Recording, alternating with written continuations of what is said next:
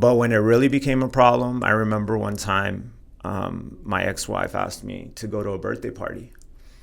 And we're talking about like a Peter Piper party. And the first question I asked is there going to be alcohol? And she said, really? Like, that's what's important to you? And I said, I'm not going. And that's when I started to realize, man, when I was starting to put my family or my addiction before my family, that's when I started to realize, like, is it really worth it? But then I also started to notice that alcohol became a coping mechanism for a lot of the stress that I had. So it was benefiting me in a way.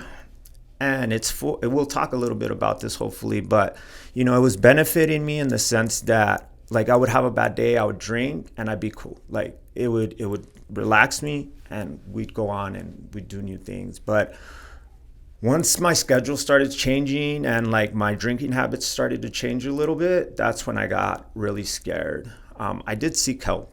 I used a lot of the resources that I had at my disposal.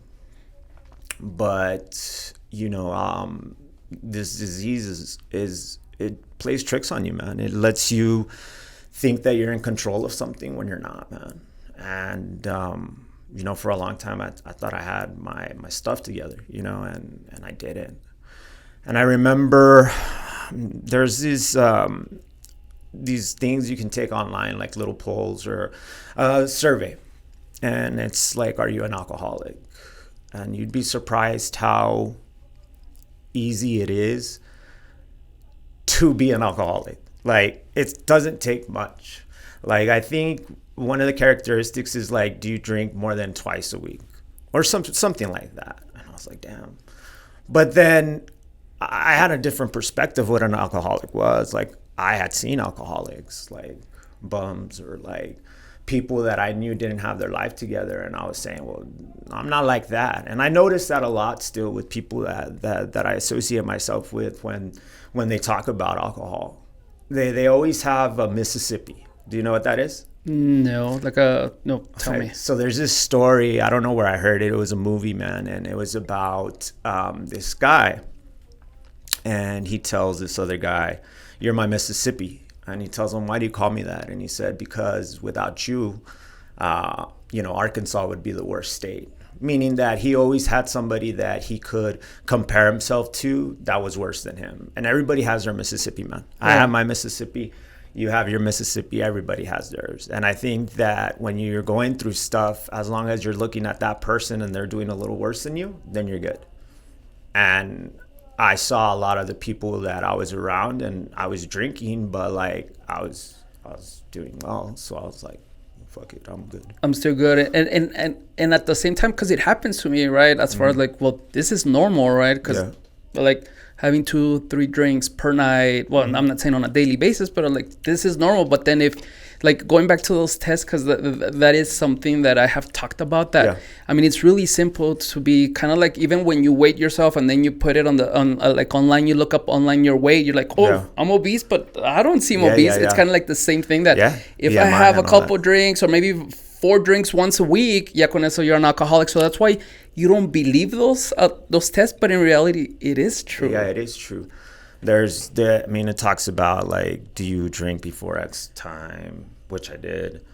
Let's give some context as far as, because I'm very curious, like, what does it mean, like, to drink? Is it like more than 5? When to me, like, what was your normal drinking back in the day? Normal day for me.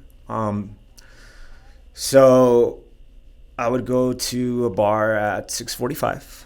They open PM. AM. AM. Mm-hmm. Okay. And they would open at about 7. The day before, I always made sure that I had like 3 tall boys.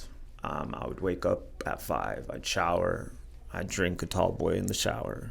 I'd be at the bar by 6:45. They'd probably open sometimes. I'd wait 7, like, just what's going on, man? Like, where's the bartender? Like, being the manager, like, I need my drinks now. And then I would go to work. After that, like, you had a couple drinks and then you go back to work. Yeah, and then I would finish my work day, and I'd slam about another 4 or 5, man. And was this on a daily basis? On a daily basis, bro. That was, I mean, I'm a bar fly, man. There's a lot of bars that you probably, I don't know, man. I don't want to say I'm all that in a bag of chips, bro. But like, somebody's gonna recognize me probably, bro, and say like, I've seen that guy at the bar. That's where I would hang out, man.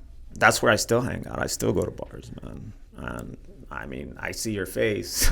So yeah, but I'm like, should I have asked this before? Because to me, I'm like, no, pues I was drinking every day 4 or 5 drinks. Y tomé esas this the morning. Like, okay. Yeah, that's when I was going hard, though, Of bro. course. That's when I said, FTW, bro.